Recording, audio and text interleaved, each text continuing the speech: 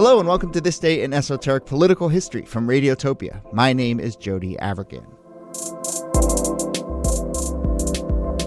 We're in the middle of a stretch of episodes highlighting some of the cool work that the This Day team has been involved in. It's under our very strict policy of if you write a book or make a podcast or otherwise have a big new project, you get an episode of the show.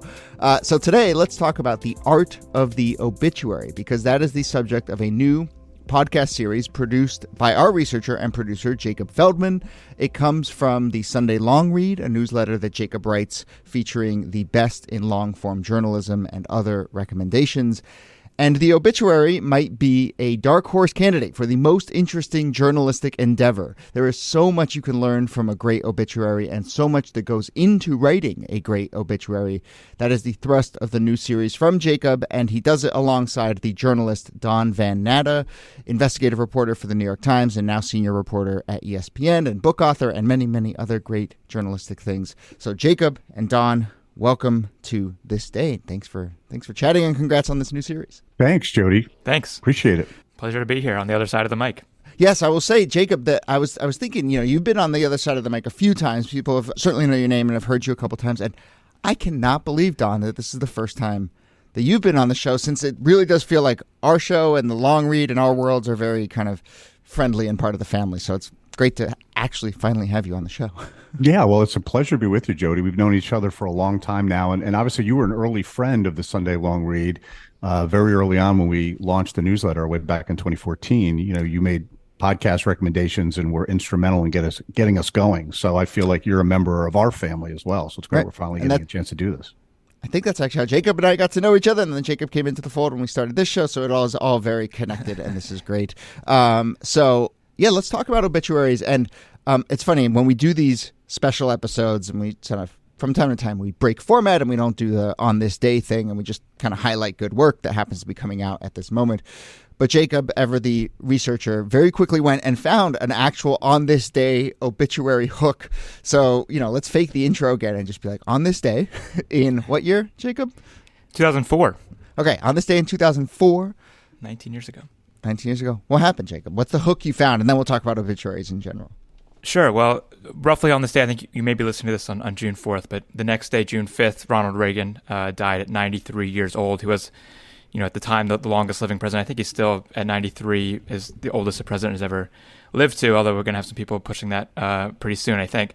But he passed away on the 5th, and obviously after a long battle in public with some of his health issues around Alzheimer's. And so the next day, as is often the case, the New York Times publishes its obituary on Ronald Reagan. And as is often the case with a historical figure like him, it's a long piece. This is a 10,000-word story, and obviously something that is not written in hours or days, something that's worked on over years. And again, since he had been public with some of his health battles for 10 years, this is probably something that was in the work that long and immediately becomes, like every element of a president's life, a political object. That's something that's debated and critiqued just like any other action connected to a man like Ronald Reagan.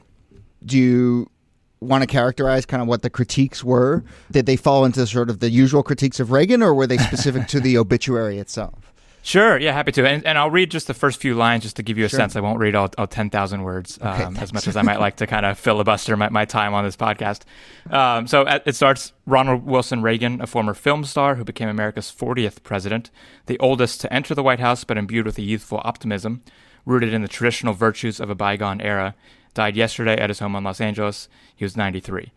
So you get a sense already of kind of the sweeping, scope that these kinds of pieces have to take on. And as you'd expect, it goes through, his childhood, his acting career into his political career, starting, in the 60s and all the way through the 80s and then beyond the 90s. And as you would expect in 2004, this is obviously going to touch on the current moment with Bush and his connection there as well.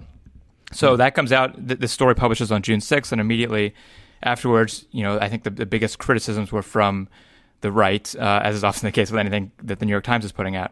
And so the Weekly Standard has a column that goes through and counts the number of times that Iran-Contra is mentioned in the story, compared to, all the great stuff, quote unquote, that he did negotiating with the USSR, with weapons reduction, tear down this wall, these other kind of iconic moments, and ways to balance. And that's what these obituary writers are forced to do, even at 10,000 words, make a choice of how much time am I going to dedicate to the scandals, to the successes, what do I need to put in context what people already understand. And that debate doesn't end that week or that month. Obituaries, unlike other news stories, live on and are often referenced, say, by research producers for podcasts when they're looking for information. And so these things are critically important. And every time another political figure dies, people will bring this obituary back up to say, oh, look how they wrote about Gorbachev compared to how they wrote about Reagan. Look how they wrote about X or Y or Z. And so these things, the people die, but the stories don't.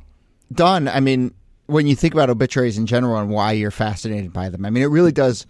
There are some things that are specific to them that I want to get into that are really fascinating. But, in many ways, what even Jacob is describing there is what happens when there's just a great magazine profile of someone, right? I mean, I feel this all the time. One of my favorite feelings when I'm reading a great long profile, some of them written by you, is this idea of like, wait, is this a takedown? Like, I'm not sure if this is a takedown. I'm not sure if this is Tory. I'm not sure what exactly the angle is here. And then you realize, like, well, that's life. It's complicated. People are complicated. We're trying to capture some sort of like larger or deeper picture of someone. Yeah, the obituary is the first assessment of someone's life, a sweeping assessment once that life is over. And Margalit Fox in our Art of Remembering podcast series in the Sunday Long Read put it so well. She said, it's really like the first leaf, as she called it, of a historical record. And the immense difficulty of doing that, oftentimes you have to write an obit on deadline. And Margalit was a master of doing that. You have to become sort of an instant expert. But in the case of the Ronald Reagan obit that Jacob just highlighted, that's an advance obit. And I believe the New York Times has a couple of thousand of them that they have worked on and are ready to go and is worked on over years. And yeah, Jody, to your point, it's an immense undertaking and it's really difficult, but it gives the reader a sense of somebody's life for the first time. It really is, for the historical record, a chance for a writer to tell us exactly what that life is like. And that oftentimes means some of the negative aspects of that life also have to be featured. And the question, of course, and this is where the debates come in, oftentimes depending on your political divide, is, whether or not there's too much negativity at the top or not enough. And of course, obituary editors and writers always have to wrestle with that conundrum as well. So this series, you talk to a bunch of obit writers and about the art of writing an obituary. But is your sense, let's take Margalit Fox and maybe the New York Times, whether the Times has, sort of standards or kind of stance along these lines.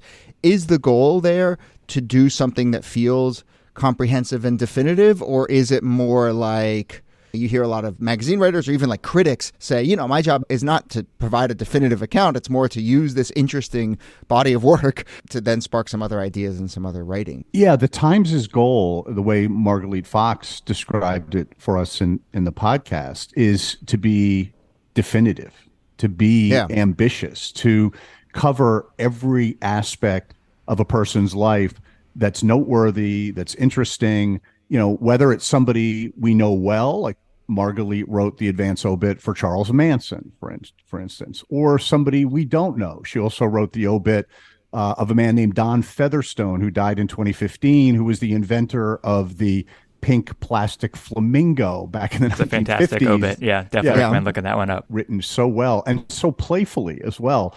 You have to be, as an obit writer, and Margalit Fox was arguably the best of them all, or is the best of them all, because of course her byline still appears in the Times as it did just last month, is you really have to be a utility infielder, to use the baseball metaphor. You have to be an investigator, in the sense that within hours you have to dig up all of the details and the important facts of a person's life on deadline. You have to be a terrific writer. Margalit's one of the best.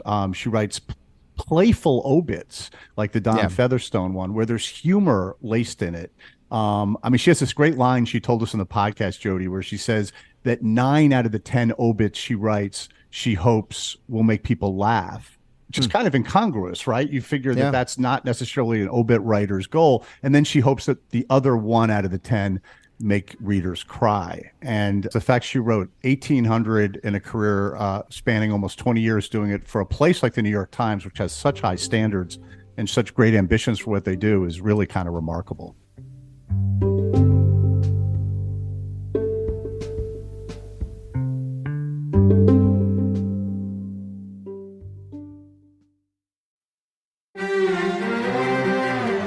You're used to hearing my voice on the world, bringing you interviews from around the globe. And you hear me reporting environment and climate news. I'm Carolyn Beeler. And I'm Marco Werman. We're now with you hosting the world together. More global journalism with a fresh new sound. Listen to The World on your local public radio station and wherever you find your podcasts.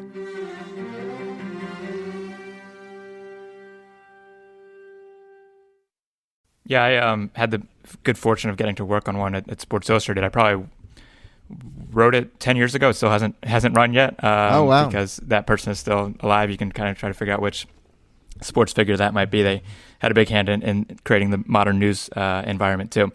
But I think one of the things you touched on there is just some of those forgotten people or missed people, that this is also a chance to bring them into the light.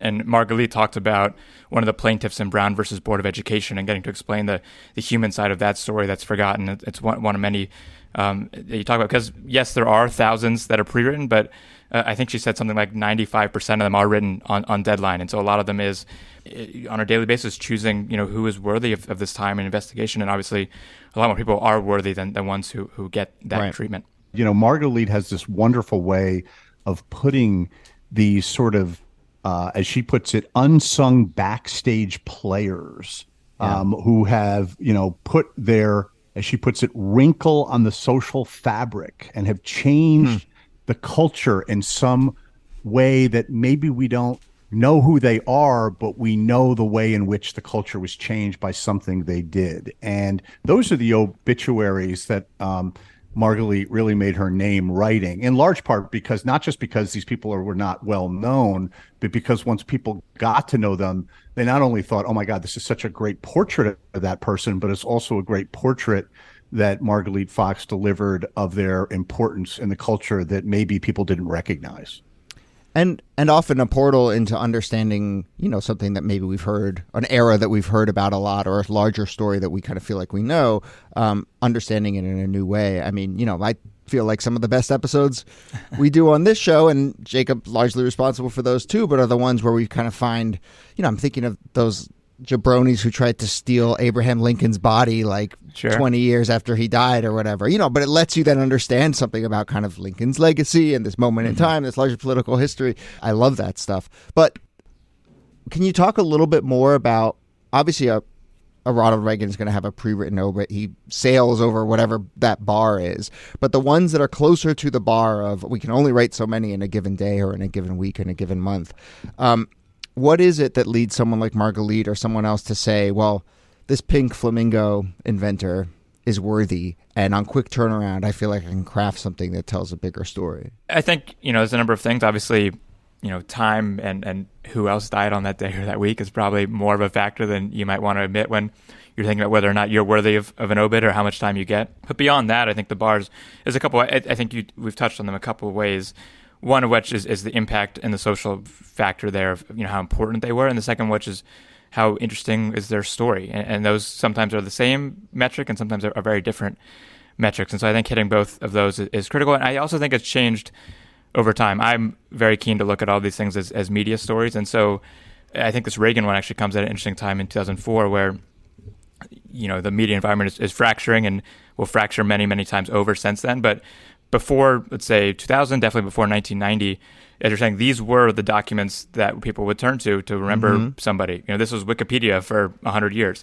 And that's changed. I think the role of an obit has changed too. We see a lot more today, a lot more personal remembrances of somebody. And we see that even in the art section, in the movie section, what have you, people saying, here's how they changed the industry, sure, but here's also how they affected me as a watcher or a critic. And so I think that element too of just personal connection or relation, whether it's I knew this person or just they've been important to me, I think is especially a factor today. Yeah, that's a great point, Jacob. There really has been a rise in the last 10 to 15 years of these personal tributes, right? And a remembrance that is written by somebody who knew the person. But to your point, to your question, Jody, it's a really good one.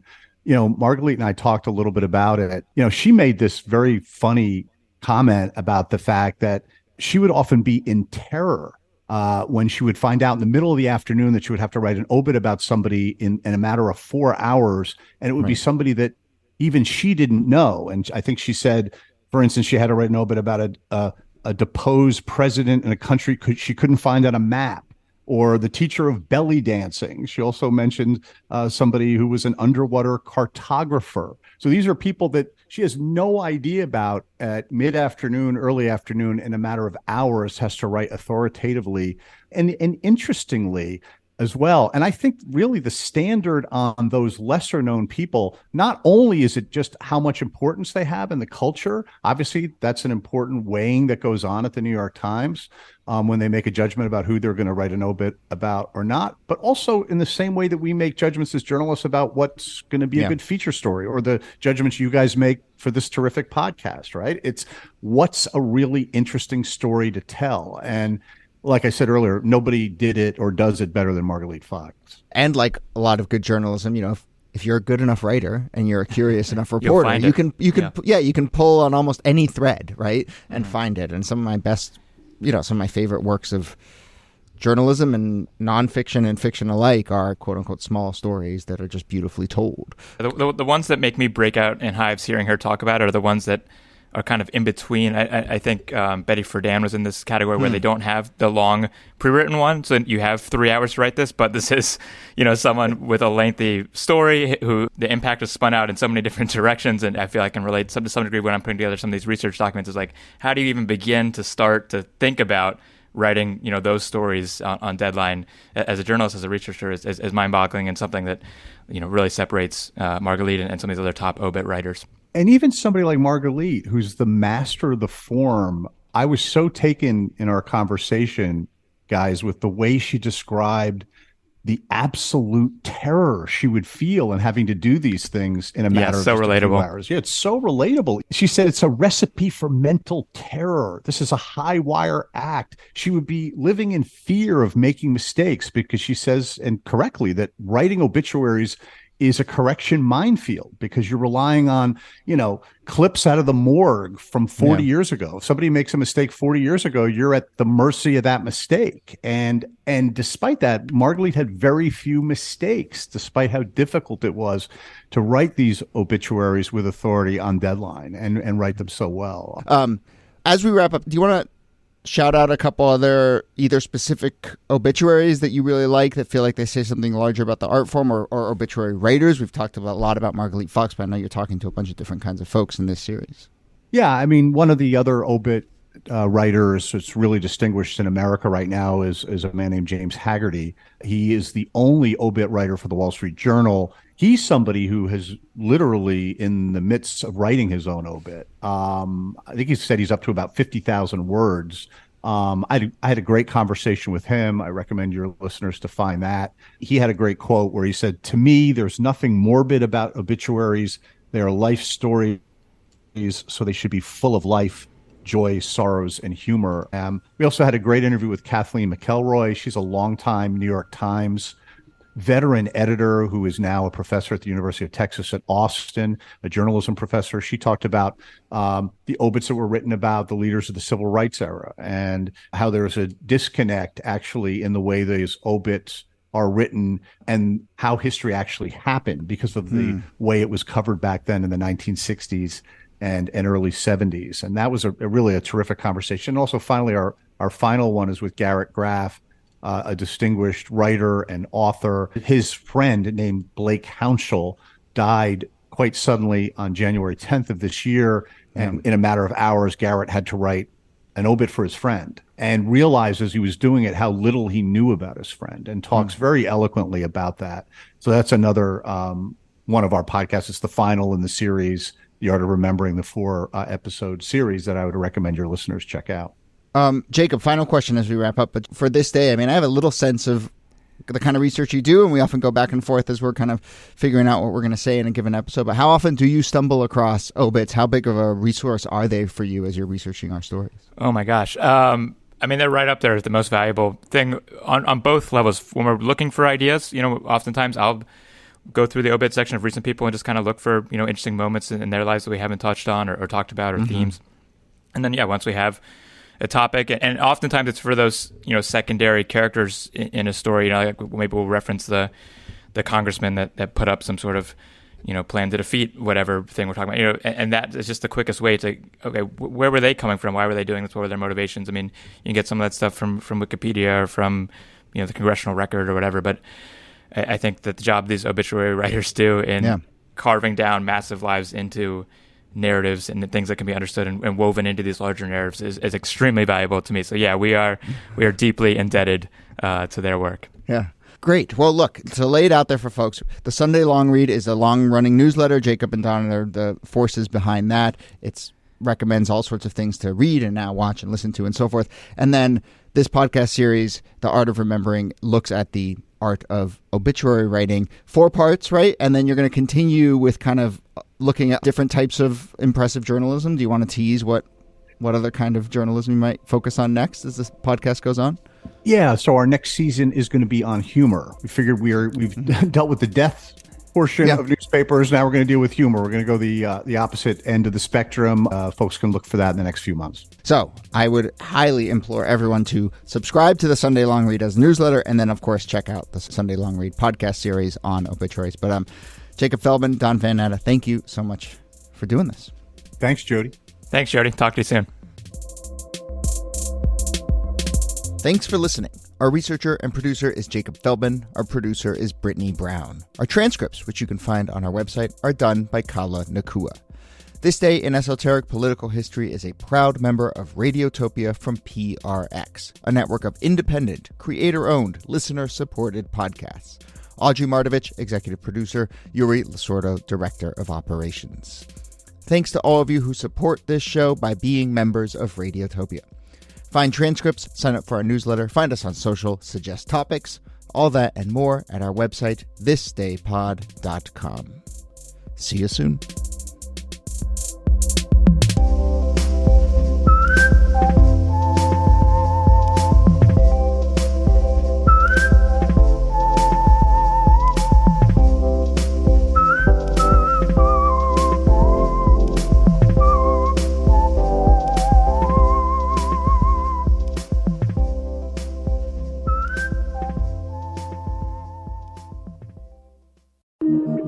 Radiotopia.